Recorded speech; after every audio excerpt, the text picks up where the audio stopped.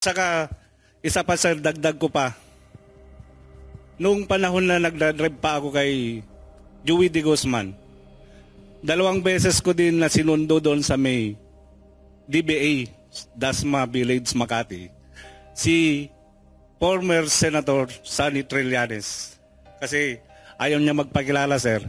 So hindi ko alam kung bakit ayaw niya magpakilala. So sinundo ko doon sa may gate ng Pasay Road. May nabanggit kang Joey De Guzman. Sino ba ito? Ito ba yung media personality? Media siya, sir. Siya yung pinag-drive namin. 2 po kami dati. Nagkapalitan. Sige, Mike, sir. Bali ako yung nandun una, sir, 2024, andun ako. Kay Joey De Guzman. Yes po. Nung nalipat ako sa team ni Madam, ni Maylin Arco, si top taber doon na pumalit sa akin. Ganun pa rin yung aktibidad namin, sir. Activity ng saan ihatid yung pera. Pero, di ba, tama ba ako? Ito ba yung sa media? Ito si Joey De Guzman? Tama ba?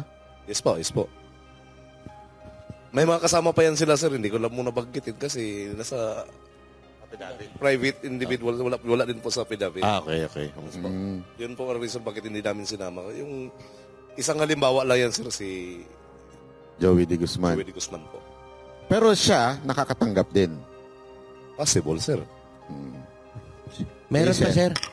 Ako po, sir, kay dating Senator Trillanes, nakapag-deliver din po ako doon ng 2 beses sa residence niya.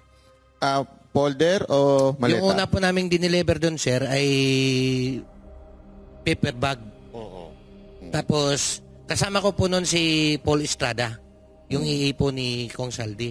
Yung pangalawa po, 6 na malita yun. Kasama ko na po si Mark Tiksay. Yung EA din po yan ni boss. Kaya kung ano man po yung inano niya sa TV, todo deny po, imposible naman siguro.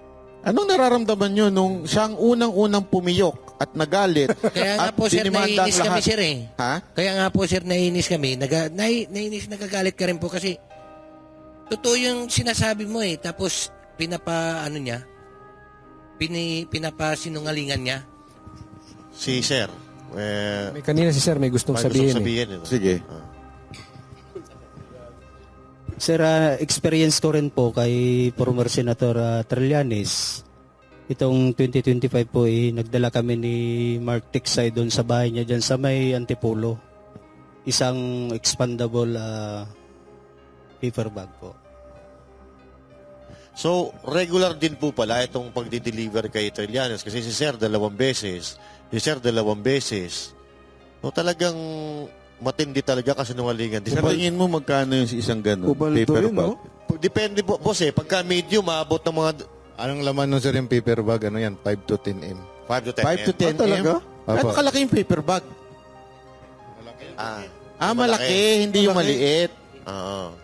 Makapal sa paper bag dyan. Malaking paper bag. Ang sarap ng buhay ni Trillanes. Minsan nga, sir, napupunit pa, eh. Minsan nga po napupunit pa. Sa paper bag. Napupunit pa sa bigat. Aba, malupit pala talaga ito si Trillanes, ha? Sinungaling po talaga yan si Trillanes, eh. Bakit po? Paano po hindi sinungaling? Kasama ko po sa Magdalo. Biro mo nung tinanong siya ni Ma'am Jessica Soho na bumaliktad daw ako. Nung time po na yun sa Oakwood, pinababa po kami ng junior officer niya. Marami po kami pinababa nun.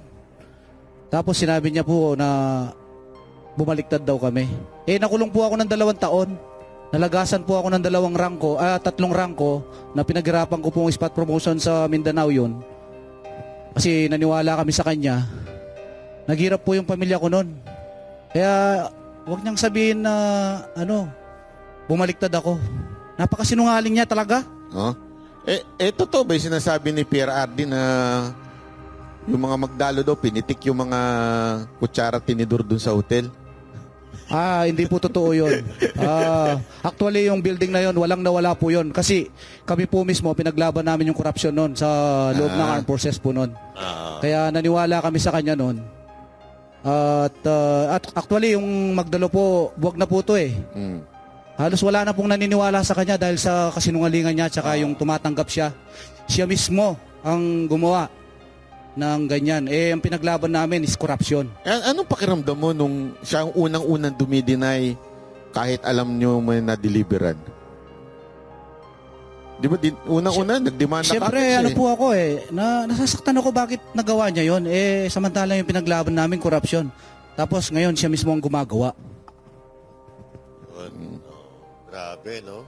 Matindi pala to si Trillanes. Matindi pala to si Trillanes. Ay, si Seth, di ba, may nasabit na nagsalita na ba? Sige.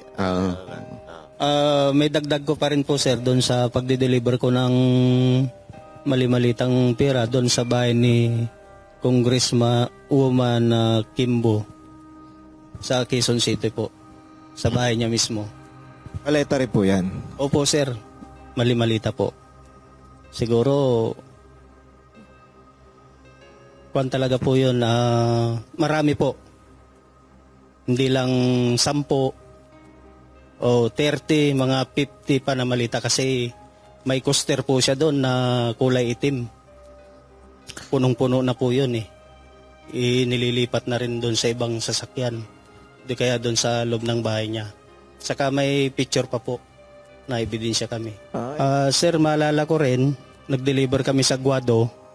Pinasok yung mga malita doon sa bahay ni Kong Romualdez. Pero hindi na namin alam, sir, kung para kanino po yon dahil sila Mark Tiksay po at saka si Paul Estrada yung nagpasok talaga ng malita. Ang partisipasyon ko doon, tumulong po ako na nagbaba, then sila na po yung nagpasok ng mga mali-malita na yun.